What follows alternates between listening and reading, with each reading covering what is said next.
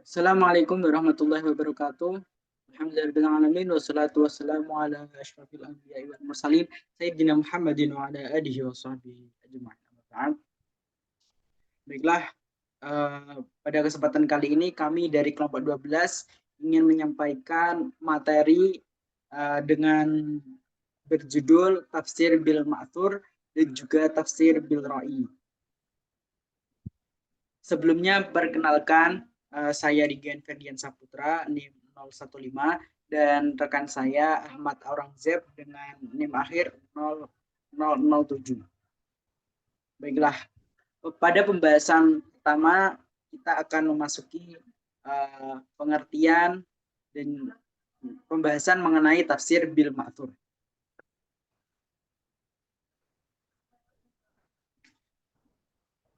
Nah, apa sih pengertian atau definisi dari tafsir bil ma'thur?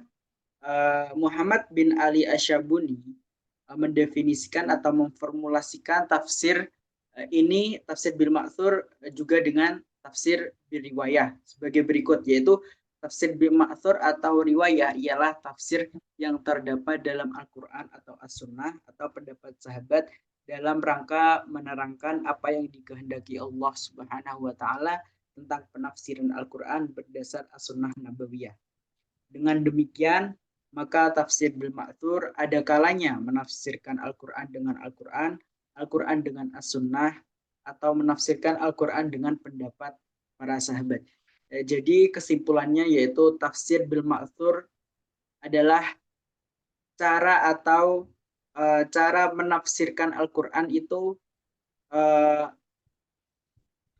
harus melalui penafsiran sebagai berikut, yaitu Al-Quran, ada kalanya Al-Quran dengan Al-Quran, yaitu seperti misal ayat Al-Quran yang menjelaskan sesuatu hukum atau sesuatu peristiwa itu dijelaskan pada Al-Quran itu sendiri. Dan untuk Al-Quran dengan Al-Sunnah, maka dari ayat Al-Quran itu ditafsiri atau ditafsirkan, dijelaskan dengan hadis atau as-sunnah yang dengan as-sunnah Rasulullah SAW. Dan untuk Al-Quran dengan pendapat sahabat itu adalah yaitu suatu tafsir dari suatu ayat Al-Quran, dari Al-Quran itu dijelaskan lagi atau dijelaskan atau ditekankan oleh sahabat. Baiklah, saya akan pertama saya akan mencontohkan yaitu Al-Quran bil Quran. Nah, pada contoh tafsir Al-Quran bil Quran ini seperti contoh berikut, yaitu A'udzubillahi minasyaitonirrajim wa uhillat lakumul an'am illa ma yutla 'alaikum, yang memiliki arti dan telah dihalalkan bagi kamu semua binatang ternak kecuali yang diterangkan kepadamu. Dari kata illa ma yutla 'alaikum yang memiliki arti kecuali yang diterangkan kepadamu. Nah, pada ayat ini telah dihalalkan bagi kamu semua binatang ternak. Binatang ternak yang seperti apa? Maksudnya kecuali yang diterangkan kepadamu. Kan sudah jelas bahwa dihalalkan bagi kita semua binatang ternak itu halal. Nah, yang terkecuali ini apa? Nah, pada ayat ini itu dijelaskan pada ayat yang lain, yaitu dengan ayat hurrimat alaikumul maitatu waddamu walahmul khinzir wa ma uhilla li ghairillahi bi. Yaitu ayat illa ma yutla alaikum itu dijelaskan dengan ayat lain yang memiliki arti seperti berikut, yaitu diharamkan bagimu memakan bangkai, darah, daging babi atau daging hewan yang disembelih atas nama selain Allah. Jadi illa ma yutla alaikum yang semula pada ayat tersebut masih samar, kita belum mengetahui, itu dijelaskan lebih detailnya atau lebih jelasnya lagi di ayat berikutnya atau di ayat yang lain. Seperti itu. Untuk tafsir Al-Quran bil hadis atau tafsir Al-Quran dan As-Sunnah itu seperti contoh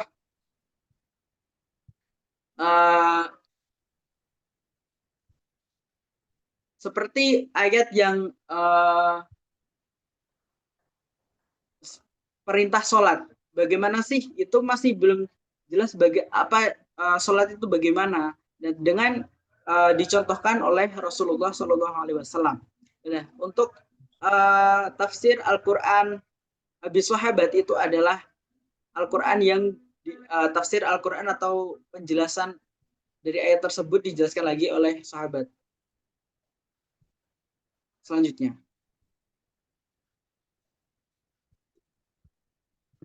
Oke, di sini saya akan menjelaskan tentang tafsir bil ra'yi atau bil ra'yi.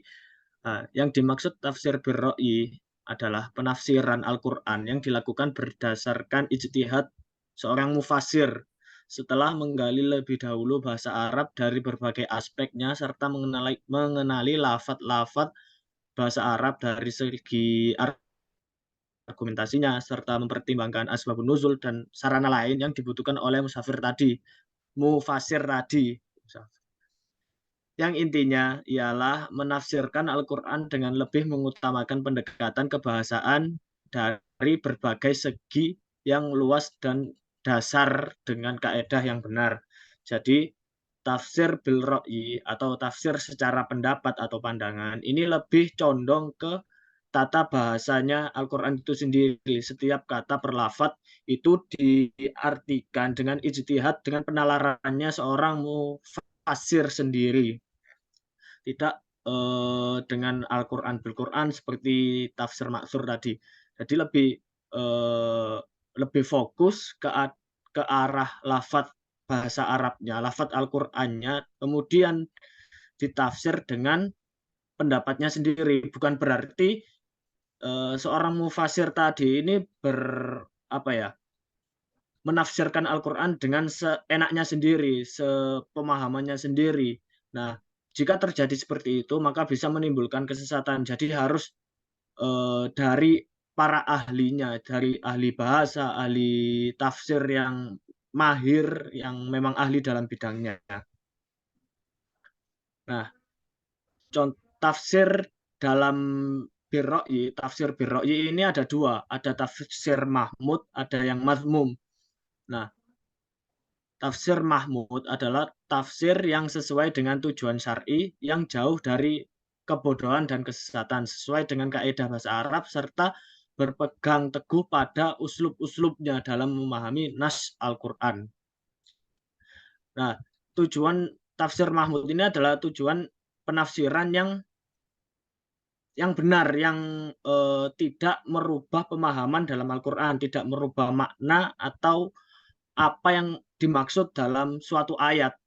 Nah, contoh dalam surah Al-Zalzalah ayat 7 dan 8 yang berbunyi fama ya'mal mithqala dzarratin khairan yarah wa may ya'mal mithqala dzarratin syarran yarah. Nah, dalam kedua ayat tersebut terdapat lafaz dzarrah. Nah, dzarrah ini dalam bahasa Arab ini bermakna sesuatu yang sangat kecil, sesuatu yang sangat kecil. Nah, ulama dulu, ulama salaf itu memaknai dzarrah ini adalah biji sawi. Nah, biji sawi ini kan sesuatu yang kecil, maka hal tersebut itu tidak merubah pemahaman Al-Quran dan pun pula juga tidak merubah maknanya juga, merubah pemahamannya juga. Contoh lain seperti Al-Qalam. Dalam surat Al-Alaq itu kan ada lafaz Al-Qalam yang artinya sesuatu yang dibuat untuk menulis. Nah, sesuatu yang dibuat untuk menulis ini bisa bermakna pena atau pensil atau yang lain. Yang ayatnya itu berbunyi allazi allama bil qalam, yang artinya kurang lebih zat yang mengajari dengan pena. Lah, ulama dulu memaknai hal tersebut dengan pena atau alat tulis. Kemudian yang kedua yaitu tafsir birro'i yang mazmum. Nah, yang mazmum ini adalah penafsiran Al-Quran tanpa dasar ilmu. Jadi mufasir tipe birro'i yang ini itu menafsirkan suatu ayat atau menafsirkan kata dalam Al-Qur'an itu tidak sesuai dengan tujuan syariat. Jadi dia memahami, menafsirkan dengan seenak jidatnya dia, sehingga timbul pemahaman yang tidak sesuai apa yang dimaksudkan dalam Al-Qur'an tersebut. Nah, contoh tafsir yang mazmum ini contohnya yang ada di screen ini. Bismillahirrahmanirrahim. Yauma nad'u kullu unasim biimamihim. Yang mana artinya, ingatlah pada hari kiamat kami akan panggil tiap-tiap manusia dengan imamnya. Nah, orang yang tidak ahli dalam bidang ini, dalam bidang tafsir birra'yi ini, maaf itu tipu ya, tafsir birra'yi mazmum ini yang tidak memahami bahasa Arab, uslub-uslub bahasa Arab atau nas Al-Qur'an atau dalam ahli tafsir, orang ini akan menafsirkan suatu kata yang tidak ada pada tempatnya, yang bukan pada tempatnya. Contoh lafadz imamihim. Nah, imamihim ini mereka akan menafsirkan bahwa imamihim ini adalah jamak atau makna banyak dari kata-kata ummahat. Yang ada pada firman Allah yang lain, wa ummahatukumul lati ardhanakum, dan ibu-ibu kalian yang menyusui kalian. Nah itu, jika orang tidak pandai dalam bahasa atau tafsir, maka orang tersebut bisa menafsirkan dengan seenaknya sendiri tanpa ada dasar-dasar atau argumentasi yang kuat. Nah itu, maka hal ini bisa menyebabkan kesalahpahaman makna atau maksud dari Al-Qur'an itu, sehingga timbul yang namanya kesesatan. Monggo dilanjutkan kelebihan dan kekurangan tafsir bil maksur. Baiklah, tafsir bil maksur sendiri juga memiliki kelebihan dan juga kekurangan. Kelebihannya yaitu memiliki kedudukan yang sangat tinggi dan diunggulkan posisinya karena tafsir bil maksur ini yaitu sudah jelas yang atau sumbernya sudah jelas, yaitu Al-Qur'an dengan Al-Qur'an yang otomatis itu sangat kuat. Dan juga Al-Qur'an dengan hadis itu juga sangat kuat karena hadis itu adalah sesuatu yang datang dari Rasul, baik itu perkataan, perbuatan, ya sesuatu yang datang dari Rasulullah SAW. Dan juga dari sahabat, yaitu sahabat itu tentunya kalau sudah kita memiliki sahabat itu tentunya adalah orang yang dekat, yang pernah bertemu dengan Rasulullah. Jadi otomatis ini adalah sesuatu tafsir yang kuat karena memiliki sumber yang jelas, yaitu Al-Qur'an, hadis, dan juga pendapat para sahabat. Untuk kekurangannya sendiri, yaitu juga memiliki kekurangan, yaitu seringkali mengklaim pendapat mufasir tertentu, misalnya tafsir Ibnu Abbas, tanpa membuktikan kebenaran yang sesungguhnya. Selanjutnya yaitu mencampur adukan antara yang sahih dengan yang tidak sahih. Karena ini juga perlu ditafsiri lagi secara lebih mendalam, itu sahih apa tidak sahih. Selanjutnya. Nah ini, kemudian masuk ke dalam hukum untuk menggunakan tafsir birra'yi. Nah, hukum menggunakan tafsir birra'yi ini ada dua kubu ulama, ada yang memperbolehkan, ada yang tidak memperbolehkan secara tegas. Nah, untuk yang pertama yaitu ada mazhab yang tidak memperbolehkan menggunakan tafsir birra'yi. Nah, ini adalah menurut ulama yang tegas terhadap hukum. Karena apa? Mereka berargumentasi atau berpendapat bahwa Al-Qur'an itu tidak boleh ditafsiri dengan penalaran sendiri. Karena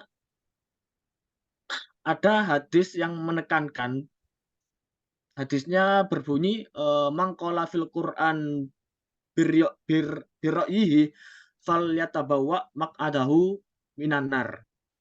yang artinya kurang lebih barang siapa yang berbicara atau berpendapat tentang Al-Qur'an dengan pandangannya sendiri, maka tempat kembalinya lah adalah neraka. Nah, ulama yang tegas dalam, tidak mau menggunakan tafsir bir-ra'yi menggunakan hadis ini.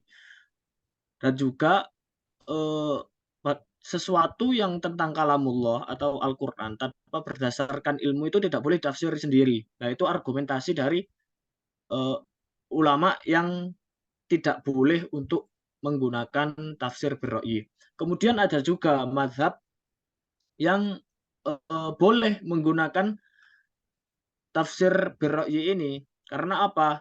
Karena ada ayat yang menerangkan bahwa Allah Subhanahu wa taala itu menyuruh umat untuk merenungkan Al-Qur'an, merenung ayat Al-Qur'an, yang mana kita ini diperbolehkan untuk, berpendapat atau mendalami Al-Qur'an dengan nalar kita sendiri.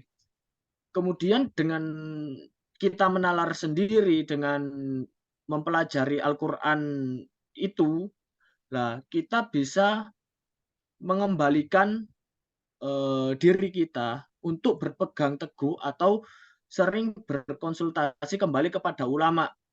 Jadi eee, tidak jadi mereka yang lupa akan Allah, lupa akan Tuhan mereka, mereka bisa kembali ke jalan yang benar dengan belajar ilmu Al-Qur'an, sehingga dengan belajar tadi mereka bisa, berkonsultasi atau, meminta pendapat dalam mengambil tindakan kepada ulama dan lain-lain. Monggo ditutup, Mas Rigen. Mungkin sekian dulu dari kami. Bila ada kurang lebihnya kami mohon maaf. Mungkin jika ada salah perkataan atau menjelaskan, mohon bisa dibenarkan dengan mengetik komen yang ada di bawah. Baiklah, sekian. Wa akhiran, ila liqa. Assalamualaikum warahmatullahi wabarakatuh.